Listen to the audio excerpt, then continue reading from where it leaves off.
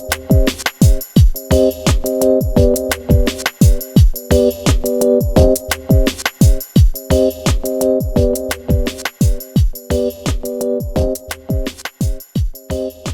I'm Dr. Steve G. Jones, and welcome to Conversational Hypnosis about reading people. And in this video, we're talking about being attentive. The reason is you've got to find out what makes them tick. You've got to really know what they like, what they don't like.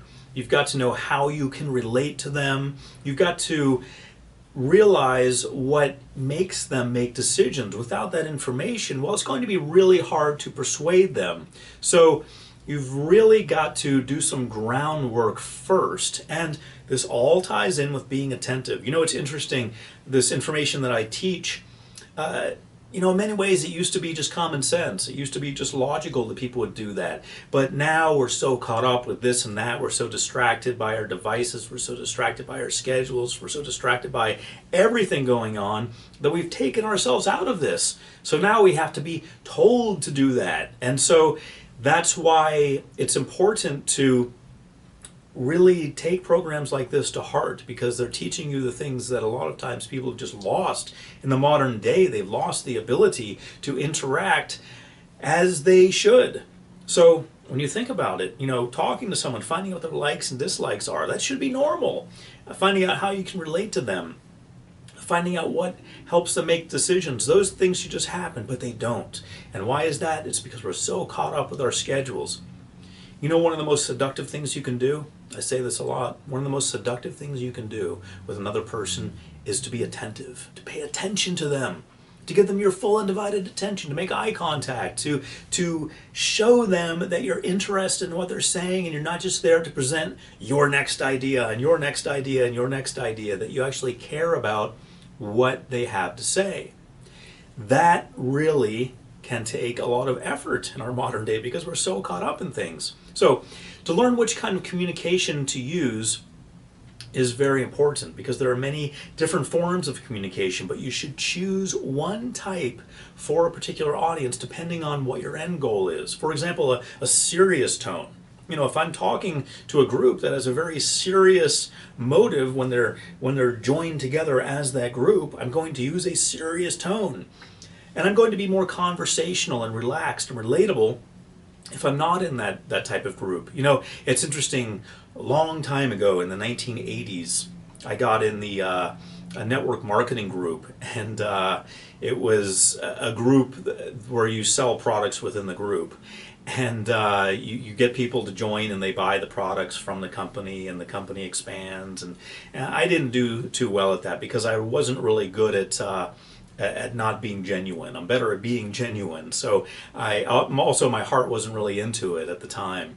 But I remember going to, I was married at the time, and we wanted to convince some friends of my wife to join.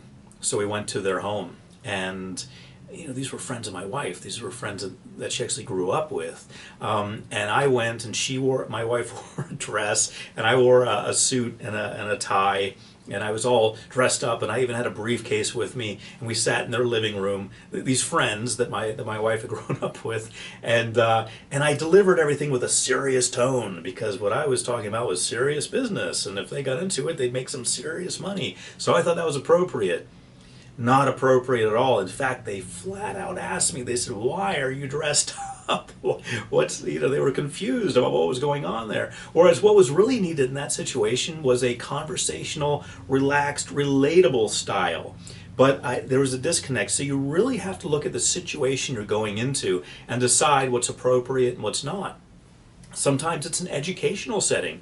When I was working on my doctorate in education, a lot of the settings that I would go into for the meetings I would have, because the further you go in education, no matter what degree you're working on, the more meetings you end up having, because you get a committee, a dissertation committee, and there are a lot of meetings involved and a lot of research involved. So the research is done primarily by yourself, and then you have a meeting with your committee, and that's an educational tone. They want you to be serious, yes, and they want you to be dressed up, yes, but the tone is educational. In other words, let's talk about facts and figures, things that work. Let's talk about research. Let's not talk about fluff or anything that's necessarily fun or relaxed. We want to talk about things that are of educational value. Sometimes it's a salesy type environment. Sometimes you're in an environment which calls for a salesy type presentation where you are dressed up and are wearing the tie and looking like a car salesperson or what have you. And you're pitching them. So sometimes that is actually appropriate because that's what's expected. Like in a lot of seminars, people wear a suit and tie when they present and they're talking in a very salesy way.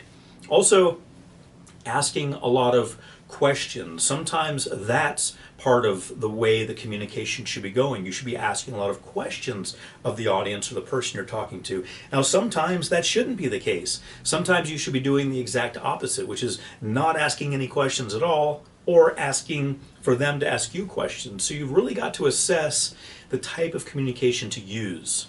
So to discover the keys of building rapport, you've got to realize how important it is to develop a relationship. And the level of trust that you can develop with your audience is also very key.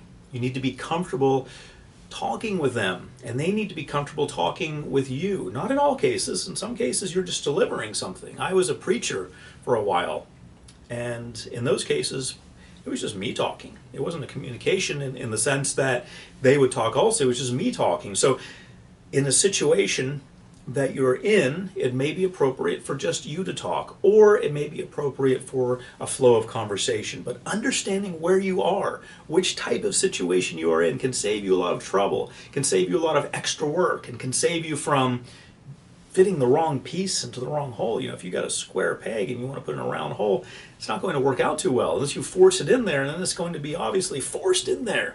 So I want you to understand that, you know, round pegs go in round holes, square pegs go in square holes. That's the way it works. If you realize you're dealing with a particular type of audience, you've got to give them what they want. You've got to give them what they expect. So you should also encourage communication with the person you're talking to or the group you're talking to, if it's appropriate. Sometimes, like in a sermon, it's not appropriate. There's no communication going on. There's just me delivering information. And by the way, I did that from 1990 to 1995. So I learned a lot during that time. I learned a lot about public speaking. I learned a lot about people. I learned a lot about everything. I learned a lot about religion as well, of course. Also, establishing trust is important. Now, there are all kinds of programs that will teach you about establishing trust by using little tricks and little things you can do. And those are all great, and I teach a little bit of that too.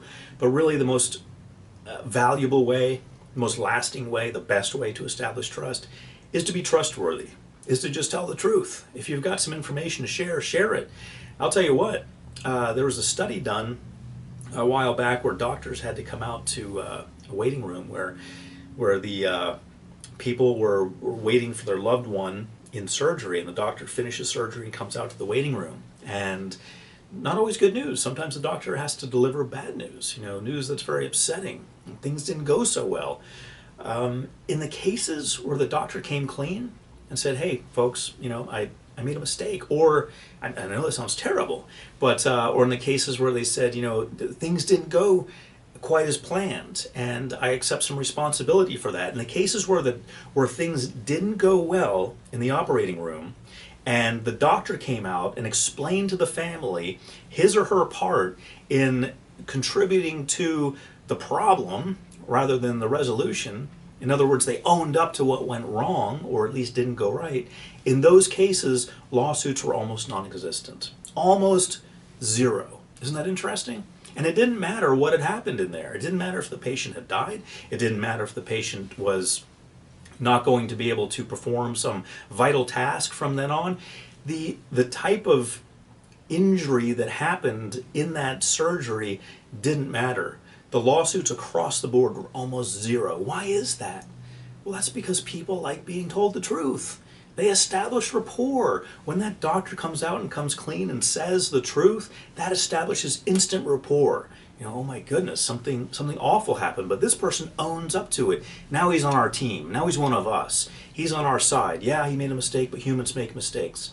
In the cases where the doctor tried to avoid it, tried to dodge it, tried to pretend something didn't happen, or didn't own up to it, didn't take responsibility, that's when lawsuits went through the roof. So keep that in mind. The best way to establish trust is to be trustworthy. That means even when things don't go right, you own up to it.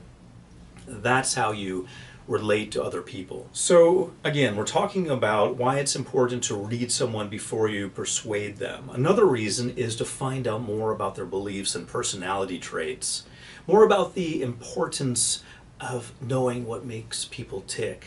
You've got to realize how vital this is. If someone makes a decision based on what they think their spouse thinks, that's important to know.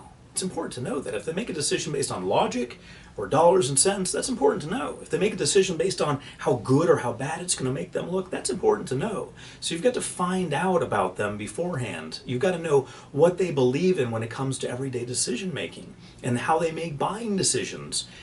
And you've got to understand people they ask for advice. It's not necessary to know that they ask, Bob, Sue, and Harry for advice, but what types of people are Bob, Sue, and Harry? Are they friends? Are they experts in their fields? That's important to know. I'm the type of person who, if somebody says they've got a great deal for me, I'm going to ask experts in their fields. I've got friends who are actually at the top of their game in their field. They are the expert in their field. They're considered that by and large. That's who I'm going to. I'm not just going to go to random friends and ask them. I'm going to go to people who actually have credentials, who have researched this stuff. Now, not everyone's like that. Some people will just ask their parents or their significant other. Some people might even just flip a coin, who knows? But by talking with them, you find out how they make decisions. You find out the types of people they ask for advice. And you've got to understand their ideas of right versus wrong. Now, this doesn't mean you're going to use that to make them do something wrong. You've got to understand where they draw the line. Because going back again to my preacher days, my idea of right and wrong was a lot different than it is now. Back then it was according to religious scripture. That's how I based right and wrong. Now I'm no longer a preacher. I'm no longer that active in that community. So I base it morally now. That's important to know. How do I make decisions? You've got to understand the person you're talking to. How do they make decisions? And you've got to become aware of a pattern in behaviors and emotions and thoughts. Patterns in behavior and so forth, thoughts and emotions, well, that's going to influence how people behave, when they buy, what they buy, how they'll connect to what you're saying to them. And you've got to understand how these patterns affect the person's actions. Also, what types of emotions the person typically feels, and thoughts that drive their actions. These things are very important to understand, and these things are all part of information that you can get by paying attention. So when you are attentive, you really get a lot of information. So it's important to give your undivided attention to your audience so that they know that you're in it for them. And you also need to know how to actively listen. Active listening means you're really engaged in the conversation, while passive listening means that you aren't really taking in what the other person's saying. And they ask you a question about it and you say, can you repeat what you just said? Why is that? That's because you weren't paying attention. That's because you weren't actively listening. Active listening is seductive.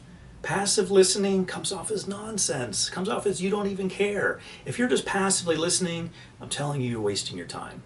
You're not fooling anyone. You've got to pay attention. Why even be in that conversation if you're not actively listening? If I'm in a conversation and I'm not going to actively listen, if I'm really not into it, I'll just excuse myself from the conversation. I don't want to be involved in a conversation that I'm not into. Because number one, I'm not fooling anyone if I'm in a conversation not actively paying attention. Number two, they're probably going to quiz me at some point somehow about what's going on, and I'm not going to pass that quiz because I haven't been paying attention. Number three, I have much better things to do than be involved in a conversation where I'm just saying, okay, That's not how I want to spend my time. Realize you've got this much amount of time in your life. Use it doing things that you want to do, not paying half attention to someone.